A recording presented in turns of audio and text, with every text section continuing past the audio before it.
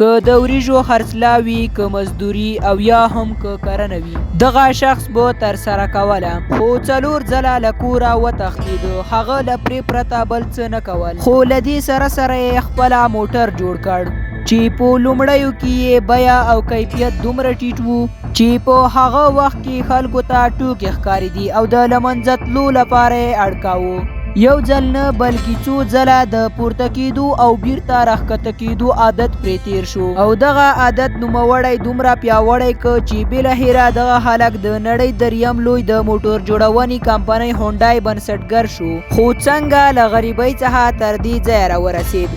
عبدالمنان افغان درته یو ځل بیا ښه راغلاست وایي. چنګ جو ینګ په 1915 کال کې د کوریا په ټانګ چون په نامه یوه سیمه کې زیږېدلی دی. دغه سیمه په اوس وخت کې په جنوبي کوریا پورې اړه لري. چنګ جو ینګ په خپلو 7 خویندو او وروڼو کې مشر و. د بېوزلۍ له امله یې ټولې کورنۍ په کروندو کې کار کاوه. جو ینګ په 14 کلنۍ کې د بېوزلۍ له امله مکتب پرېښود او د مور او پلار سره یې په کروندو کې کار پیل کړ. ټوله ورځ به یې په کروندو کې کار کاوه خو دومره پیسې به یې ګټلې چې د کار سره سره به ځینې وخت وږی ویده کېده. دې حالت نوموړی دې فکر ته اړ کړ چې آیا زما پاتې ژوند به هم همداسې حالت کې وي؟ هغه له خپل ژوند څخه دومره تنګ شو چې بالاخره له کور څخه 100 کیلومتره لرې د کوون په نوم یو ښار ته وتښتېده. هلته نوموړي د ساختماني کارګرانو سره د کارګر په توګه کار پیل کړ. هغه سخت کار کاوه خو لږې پیسې ترلاسه کولې. په دې حالت کې هغه ډیر خوشاله و. لومړی دا چې پیسې به یې په یوازیتوب مصرفولې او دویم دا چې نوموړی آزاد و. خو د نوموړي دغه ازادي یوازې تر 2 میاشتو دوام وکړ. د هغه مور او پلار چې د هغه په لټه کې و نوموړی یې وموند او بیرته یې خپل کور ته راوسته. له هغه څخه وروسته 2 ځلې بیا هم د تېښتې هڅه وکړه خو لیکن بیرته ونیول شو. له هغه وروسته یو کال داسې وشول چې فصل بیخي کم شو او دوی د خوراک لپاره هیڅ نه درلودل.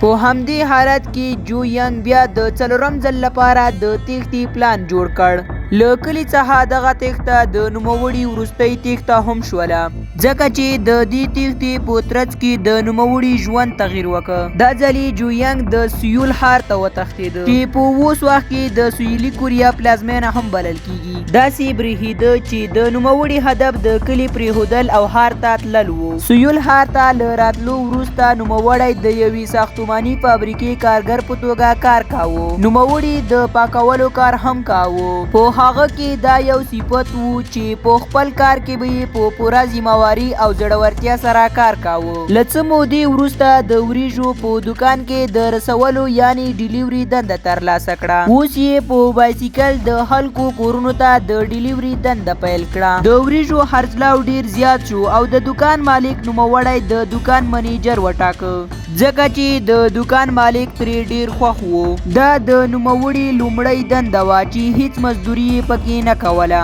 څو وخت وروسته د دوکان مالک مریض شو. دا چې د دوکان پر مخ نشو بولی نو په جو ینګ باندې دغه دوکان په څو پیسو خرڅ کړ. هغه هلک چې 4 ځله له خپل کوره تښتېدلی و بالاخره په 22 کلنۍ کې د دوکان خاوند شو. هغه په کم وخت کې دومره پرمختګ وکړ چې په هغه سیمه کې د وریجو د خرڅلاو تر ټولو غوره دوکاندار شو او له خپل کاروبار څخه ډیر خوښ و. خو وروسته یې دغه خوشحالي د نوموړي په غم باندې بدله شوه. هغه دا چې 1 د جولای 1930 کال یو جاپانی سرتیری د چین په مارګو پولو بیرته نږدې ورک شو. جاپان له چین څخه د موندلو غوښتنه وکړه خو چین رد کړه چې پر دې سر باندې جاپان پر چین باندې حمله وکړله او جګړه تر 8 کلونو پورې وغځېدله چې په پایله کې په کوریا او جاپان کې د وریجو کمښت راغی او د جو ینګ د 2 کلو سپما د 0 سره ضرب شوه. د وخت په تیریدو سره د بل کار په لټه کې شو چې بالاخره د موټر د جوړولو ته یې اراده وکړه. د دې کار د پیلولو لپاره پیسو ته اړتیا وه خو بدبختانه چې د نوموړي سره هیڅ پیسې هم نه وي. د دې کار د پیلولو لپاره 3000 اون پیسې نوموړي په قرض کړي او د اډو سرویس په نوم یو ګراج جوړ کړ خو دا کار د نوموړي برعکس شو. هغه دا چې د دې کار له پیلولو څخه څو ورځې وروسته په ګیراج کې اور ولګېدو او ټول هغه موټرونه چې پر دې ګیراج کې موجود ول ټولو اور واخیسته چې د دې ټولو موټرو د سوځېدلو مسؤل جوینګ وبلل شو. دا ځلې جوینګ په لوی مصیبت کې ولوېدلو ځکه چې ټول موټرونه پر ده باندې تاوان شول، خو همت یې له لاسه ورنکه او 3,500 روپۍ نورې هم په قرض کړلې او پر دې پیسو باندې یو بل ګیراج جوړ کړ. له 2 کلونو محنت وروسته نوموړي زیات پورونه خلاص کړل او په زیاته اندازه پیسې یې ترلاسه کړې. نوموړي په خپل ګیراج کې له 80 څخه تر 80 پورې کارګران ونیول او همدارنګه جوینګ خپله کورنۍ هم د سویل ښار ته راوستله او د خپلې کورنۍ سره یو ځای بیرته ژوند پیل کړ.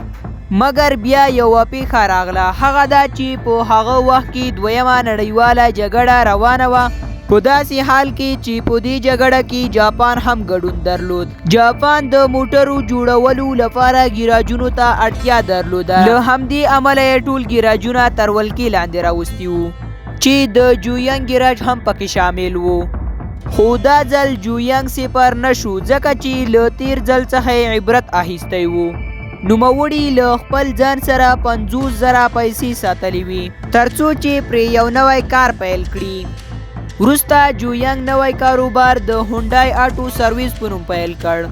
هونډای یو کوریایي لغت دی چې معنی یې د عصري. له دې سره سره د ساختماني چارو کار هم پیل کړ چې په لومړیو کې کوچني کورونه او همدارنګه کوچني سړکونه جوړول. د ساختماني چارو په کارونو کې هم جوینګ ډیر زیات پرمختګونه وکړل.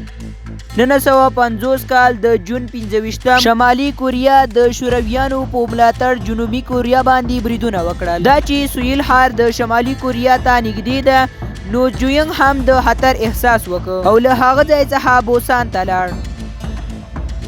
دا چې امریکایان سویلي کوریا ته د مرستې لپاره راغلي وو، نو د ټانګونو د ګدامونو او همدارنګه ودانیو ته اړتیا وه. د جوینګ کمپنۍ هم له دې څخه په استفادې سره امریکې ته د هر ډول ساختمان د جوړولو وړاندیز وکړ ځکه چې امریکا یو زبرځواک هیواد ده او زیاته بودیجه لري، نو امریکې هم ورسره ومنل او د ساختمانونو د جوړولو ټول کارونه یې د جوینګ کمپنۍ ته ورکړ.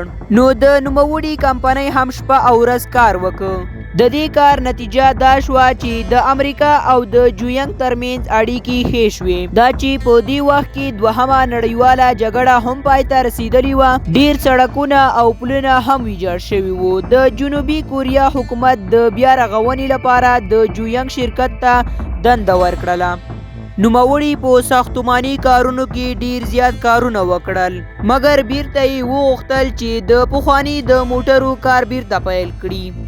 لکه څنګه یې چې غوښتل چې د موټرو کار پیل کړي، بیرته هماغسې وشول. بالاخره د میټسوبیشي په نوم یوې کمپنۍ سره ملګرتیا وکړه. دغه کمپنۍ چمتو وه چې هونډای ته د موټرو ټیکنالوژي چمتو کړي. له دې معاملې وروسته هونډای خپل لومړی موټر تولید کړ. د دې موټر بیه خورا ټیټه وه، خو د دې قیمت له امله چې هونډای پونی په نوم بازار کې مشهور شو او په لنډ وخت کې یې د سویلي کوریا تر ټولو لوی موټر جوړونې شرکت هم وبلل شو.